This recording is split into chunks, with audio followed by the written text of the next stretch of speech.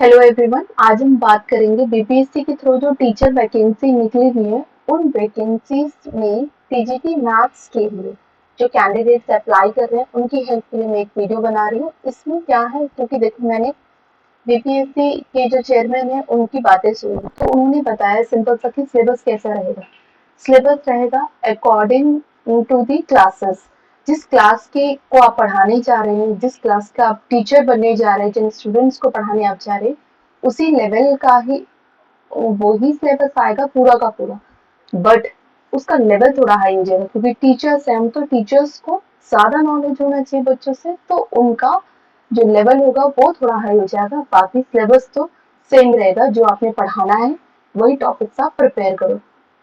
तो टीजीटी के लिए मैं क्लास 10th का सबसे पहले रिवीजन करवा रही हूँ और उसमें भी सबसे पहले हम बात करेंगे तो फर्स्ट चैप्टर की मैं बात करती हूँ। उसमें कि फर्स्ट चैप्टर में क्या क्या फॉर्मूलाज है, डायरेक्टली मैं इसके फॉर्मूलाज ही आपको बता रही हूँ पहले, और उसके बाद धीरे धीरे मैं इसकी प्रिपरेशन भी करवाऊंगी।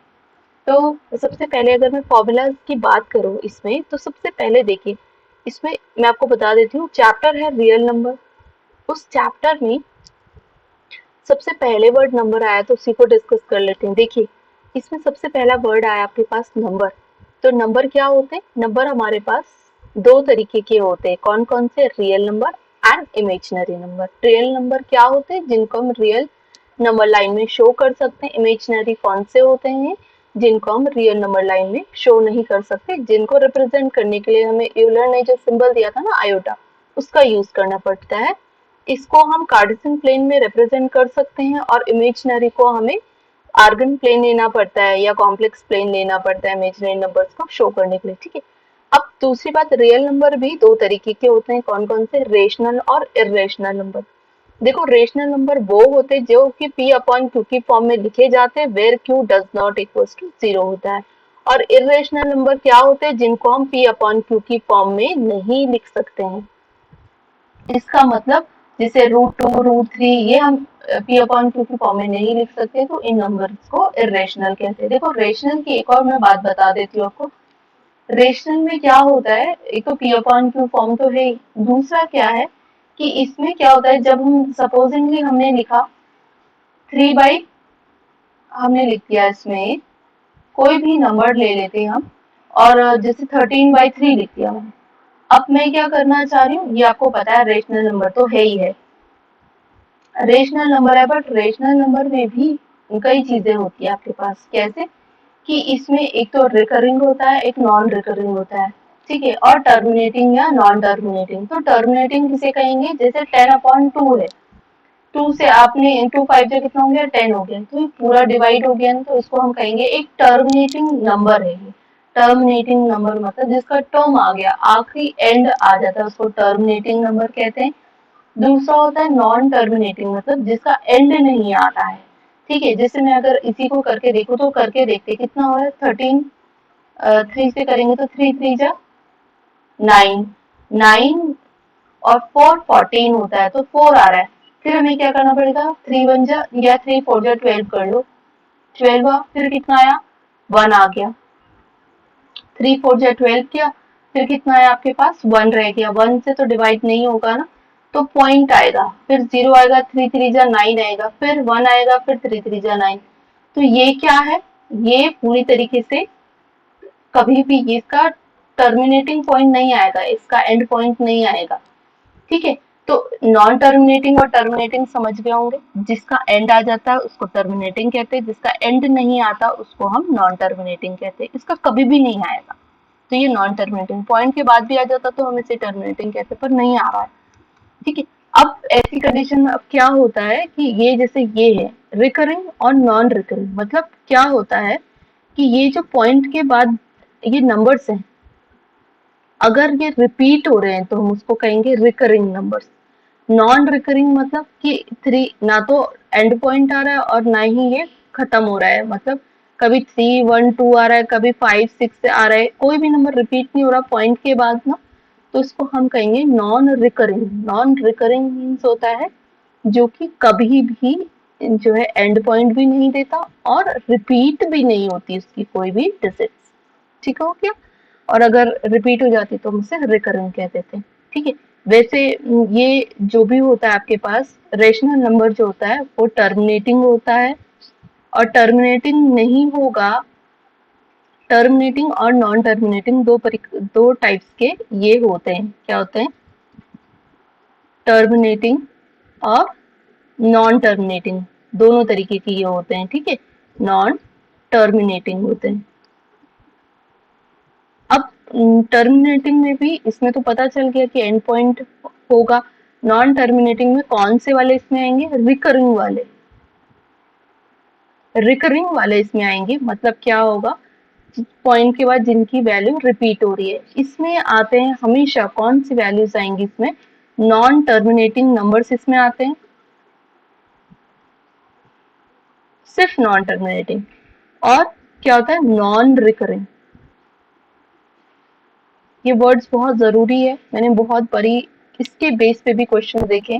बहुत इजी क्वेश्चन होता है पर वो वर्डिंग क्या करते हैं? चेंज कर देते हैं ना। तो ये याद रखना कि ये नॉन टर्मिनेटिंग और नॉन रिकरिंग होगा। फिर दूसरा, ये रेशनल नंबर्स होते हैं वो तो बहुत आप पैटर्न में नंबर्स को डिवाइड कर सकते हो फर्दर।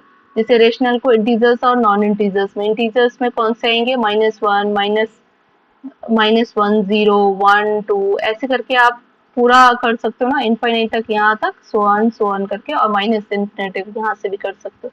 इसमें क्या होता है? ये कंप्लीट नंबर होते हैं। इंटीजर्स क्या होंगे? Complete number. और यहाँ पे जैसे -11/2 है, -3/5 है, ये नंबर्स क्या है? रेशनल तो है, इंटीजर्स भी है, इंटीजर्स नहीं है बट रेशनल तो है, बट इंटीजर्स नहीं है। ठीक है, तो ये इसमें आ जाएंगे।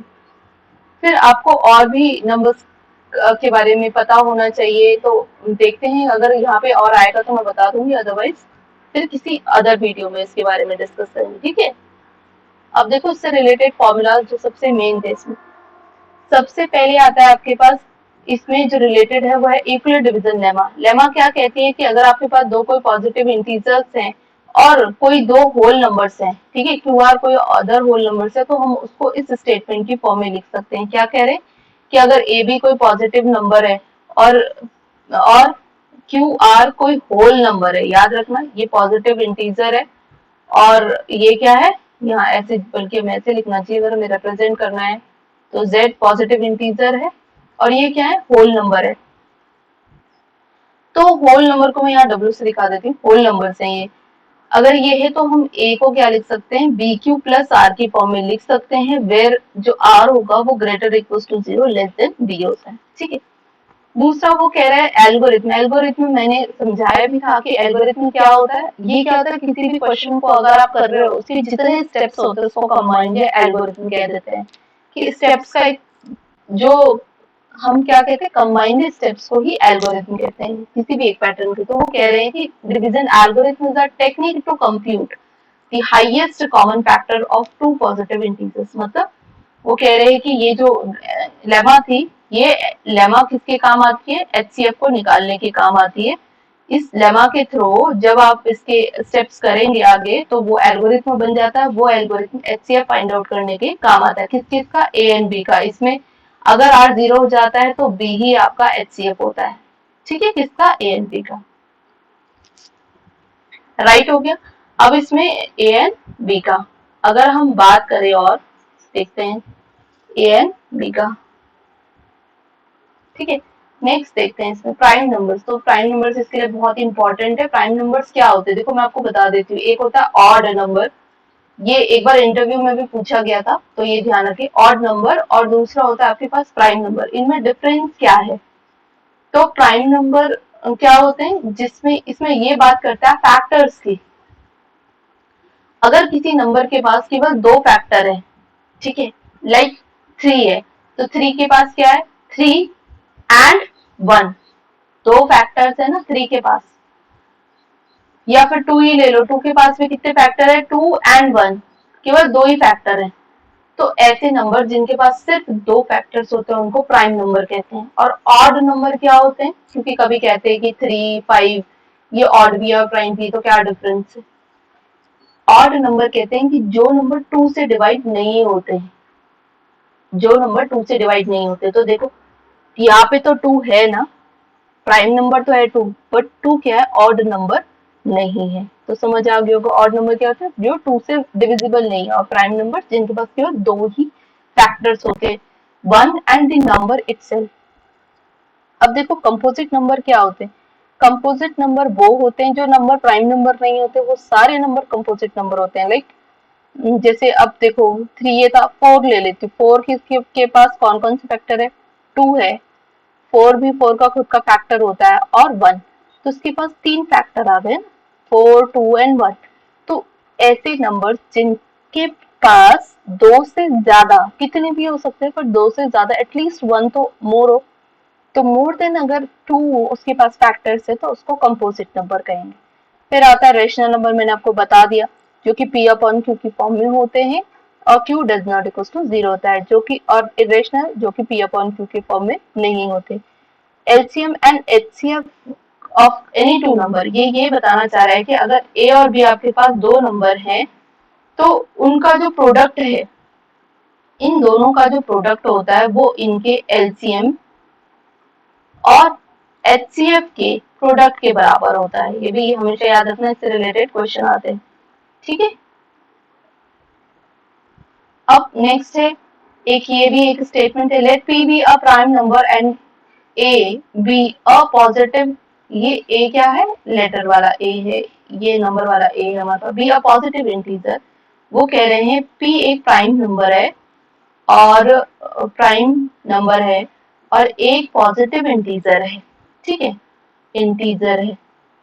तो वो ये बता रहे हैं ऐसी कंडीशन में अगर p डिवाइड कर रहा है a स्क्वायर को, अगर p डिवाइड कर रहा है तो क्या होगा, a को भी p डिवाइड करेगा। तो डेफिनेटली बात ये है ना करेक्ट। अगर देखो कोई भी प्राइम नंबर है, जिससे मैंने प्राइम नंबर क्या लें, ऐसा कोई प्राइम नंबर लेते हैं जो कि हम, ये a तो पॉजिटिव नंबर है ना, a तो कोई भी पॉजिटिव नंबर है, तो पॉजिटिव इंटीजर कोई ले लेते हैं, जिससे मैंने 10 ले लिया, अब प्राइम नंबर मैंने 5 ले लिया, ठीक है। अब 10 का स्क्वायर करो तो 100 हो गया, 100 में 5 का डिवाइड जा रहा है ना, 5 टू 10 एंड 0 20 टाइम्स जा रहा है, ठीक है। तो वो ये कह रहे हैं कि अगर ये 100 को डिवाइड कर रहा है तो डेफिनेटली ये 10 को भी डिवाइड करेगा, करेगा ना, 10 बाई 5 कितना होगा, 2। तो ये एक स्टेटमेंट है, इसके थ्रू हम क्या प्रूव करते हैं कि कोई भी जो नंबर है उसको इरेशनल प्रूव करने के लिए इस थ्योरम का यूज किया जाता है, इसलिए ये भी बहुत इंपॉर्टेंट है। अभी तो लग रहा है कि हमें ऑलरेडी मालूम है, बट नहीं, इसको हम इसको इसी के अकॉर्डिंग हम प्रूव करते हैं कि कोई नंबर जो है वो इरेशनल है या रेशनल है, राइट। अब एक और आता है इसमें, मोस्ट इंपॉर्टेंट थ्योरम ये भी है, फंडामेंटल थ्योरम ऑफ अर्थमेटिक। देखो ये वो पूछेगा नहीं लिखने के लिए, बट इसकी जो बारीकियां हैं वो ऑप्शन में आती है, तो आपको सारा पता होना चाहिए। अब देखो, every composite number can be expressed in the product of prime numbers which is unique apart from the order of prime numbers अकर।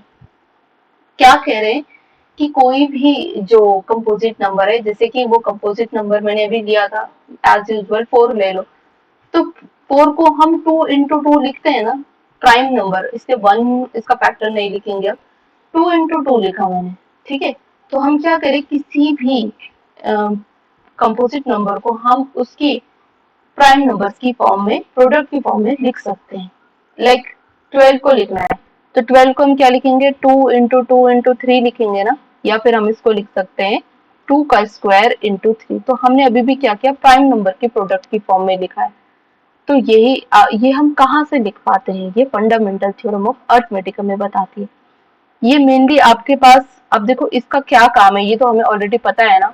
तो इसका काम होता है, जैसे आपके पास क्लास 10th में क्वेश्चन आता है कि 6 टू द पावर n है, क्या ये नंबर कभी भी इसका एंड पॉइंट 0 हो सकता है या नहीं हो सकता है, 4 की पावर n है, किस वैल्यू n की किस वैल्यू पे इसका एंड डिजिट 0 हो जाएगा।